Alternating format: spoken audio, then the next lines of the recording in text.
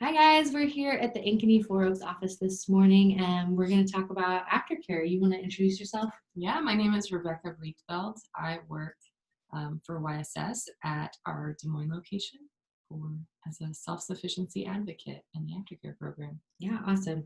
Can you tell us a little bit about how did aftercare get started? Yeah, so aftercare is a program for young adults who have aged out of the foster care system. And we realized there was a need for it, that there is this population of young adults who really are struggling after they aged out in that transition process of moving on to adulthood successfully. And there was a young man years ago who had recently aged out of the foster care system. And then, like a couple weeks after he aged out, he was found dead in the river. And so that actually brought awareness to the needs and the lack of supports and services for young adults aging out of the foster care system, which is how the aftercare program came to be, and supports for it. So. Yeah, which is so important because so many of our kids age out and then they're like, now what? Where do I belong? Where's my home? What's my next step? Yeah. And so that's a really critical transition time for sure. Can you tell me a little bit about what sort of like services your program offers and what you are actually doing with youth and some of those things? Yeah, so aftercare is a self-sufficiency program, and we work with young adults to help them transition into adulthood well. So what that looks like is they get partnered with an advocate, and they meet with an advocate at least twice a month. And in that time, they set goals that they have for themselves, and we create plans and action steps to help them achieve those goals, and we work on those in our meetings to help make that happen. So it's really customized to what the individual needs.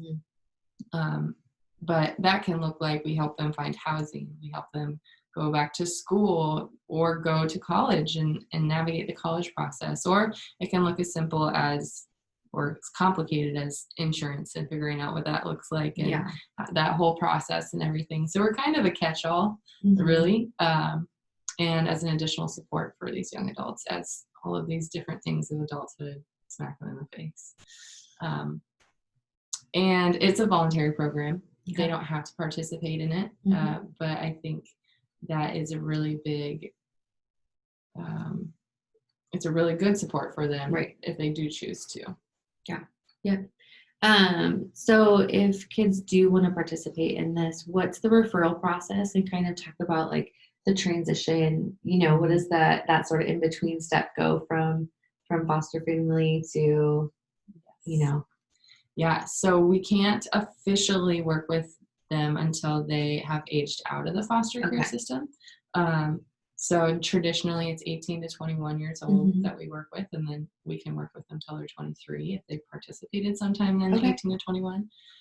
But we do help out with the transition process as well to have a good, smooth handoff.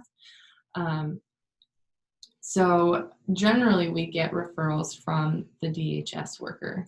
And we really like to be a part of that transition planning, a YTDM meeting. And what's YTDM? Youth in Transition. Oh, I put you on the spot. All the acronyms of social dream meeting. I don't know. I just say YTDM now. That's okay. We got it. It's their planning meeting of what they want to do when they age out and what is all set up in place. And this is required for them to have. And so it's really good if they can invite us to those, because then we can meet the young adults at that meeting, explain what aftercare is and the option for them to have. And then we get connected with them there and can help make sure everything's in place and add that additional complementary transition support if they need that. Yeah, that's huge, because you think like what 18-year-old like knows how to file their taxes or get car insurance, or there's so many new things that like where else would you learn it except for mom and dad. And if that was really up and down, that meets a huge need for kids, and the more supports you have, the better. Like, you gotta have a village surrounding you, honestly. Right. Yeah. Awesome.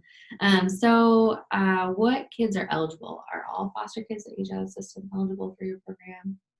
Yeah, so it's a little complicated, but generally it's young adults who age out of the foster care system. So if they turn 18 and they leave their foster care setting, they will be eligible for aftercare.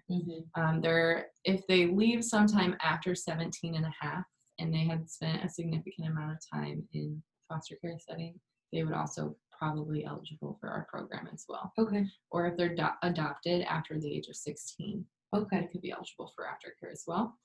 We have a referral process and we fill out an eligibility form with them, and it's just a quick 1 minute, sign their name and information, and then we get it back and determine if they're eligible or not when we send that in. And are your services available throughout all of Iowa? Yes. Okay. Aftercare is available in all 99 counties. All right. Good to know. So depending on what part of the state you're in, would be a different provider that would provide those services and a different advocate. Okay. And one thing I didn't mention earlier too was that they not only does the program do they meet with an advocate and work with them on goals, but we do have some financial supports in our program as well. If they are meeting the case management components of it, if they're meeting with their advocate and they're working on their goals, they could be receiving a monthly stipend potentially to help them out with their additional expenses or rental assistance. So those stipends are designated for certain expenses? It's a check written out to them in their name, which we do budgets with them. Okay. And we walk through, like, this is, help financial literacy grow. Right. But ultimately, which we all need, right? All the time. Like, no matter how long you've been an adult. Yes. We're like, here, this is a budget. Right. Let's all try to discipline ourselves to stick to it. Right. Yeah. So our audience today is foster parents. So for all of our foster parents that are fostering teens and thinking about what the next steps are for them, like, what role would a foster parent play in this transition for your program? So I would say, as far as to help transition into aftercare, is really just making sure that they have been referred to us. Whether that's through their DHS worker, or they could even follow up on our website, iowaaftercare.org. Okay. And through that, they can get some information, and they can call the 1-800 number on there to get connected to the provider in their area. Okay. And really just to kind of help make sure that connection is made. And then if we are connected with them, the advocate will connect with the young adult. Sure. And we can partner with the foster parents in any additional information that they need to kind of help them hand off well. Okay. I really think it's awesome, foster parents working with older teens, is just to really help empower them at that age right before they're turning 18, to help them learn more things and do more things on their own, even if they're kind of stumbling and falling on their face. But it will really help them when they're 18 and they actually are on their own. Yeah. Have you seen what do foster parents do well, after kids like leave the nest, so to speak? Like, do you have any advice for our foster parents that are sending teens out into the world? Like, how do we continue to support them? What have you seen that works really well, or maybe doesn't work well? I really appreciate some of my young adults, former foster parents, who have stayed involved in their lives, where they've set good boundaries, and they're not living with them anymore. Sure. But one of the things that I've seen is these young adults still are able to communicate with their former foster families. And one thing we don't always think about is when you fill out applications, or certain things require you to have a permanent address. And former foster kids don't have a place that they can put as a permanent address. So I've had a former foster family, still let their foster kids get their mail sent there. And that's like a huge thing that you don't even think about. And I can help them out with insurance, but sometimes, their foster family still has that information, has their cards and documents and things like that. And and so it's really good just to see that they can still communicate with their foster family. And because they've had a longer established relationship with them than I have, and don't want them to still be foster parents after they've aged out, but to be able to still communicate with them and to help them, answer whatever questions they have. And if the foster parents don't know those things, they can come to us. We are a pool of resources. Sure, So sure. I've just really appreciated, I've seen the value of foster families who have still had a relationship with their former foster youth after, and it's been such a big helpful thing. Right. And I know like sometimes youth, like they successfully transition to independence or whatever, and even if they're doing well, but the question is like, so I'm not in foster care anymore, does that mean where do I go for Christmas?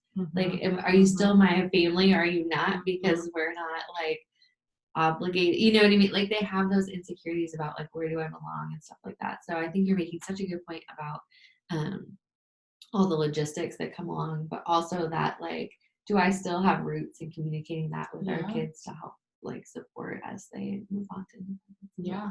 And even like foster youth who go on to college and they live in the residence halls, and the residence halls closing over breaks, like they don't have anywhere to go. Sure. And so there's just a lot of different barriers that these young adults face that you don't think of if they, because they don't have a permanent home. But yeah, so it's just things that you kind of become aware of. Sure. And you think like, do mom and dad co-sign on your first car loan, or, all those kind of things, and who is there to do those things with me and alongside me? And so, yeah, those are all really important things to think of. So this is kind of a side thing that made me think of it, but I think another suggestion I would give to foster families who have young adults who are turning 18 soon, if you're wanting them to get into a place of their own and to get on their own lease, I would start saving with them, to start working on having a pool of money that they can work with. Delayed gratification. Yes. And it can really help in getting them approved for housing and into an apartment of their own, because deposits are probably going to be doubled because they're their first time renter, and housing is it can be a big barrier. So that's good. Yeah.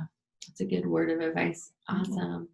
Well, thanks so much for coming and talking with our foster families. I hope that all of you that are parenting teens right now are familiar with our aftercare services. Can you say that website one more time? Yes. Our website is iowaaftercare.org. Okay. And they can go there and find the supports near them in their local area, right? Yeah, there's different tools and tips and resources that young adults can use, but then there's also the 1-800 number they can call to find their local provider. Okay, awesome, cool. Well, I hope that information helps you all feel supported, and we're so glad that you came and shared it with all of our foster families. Yeah, thanks for inviting me, and thank you guys for all that you do.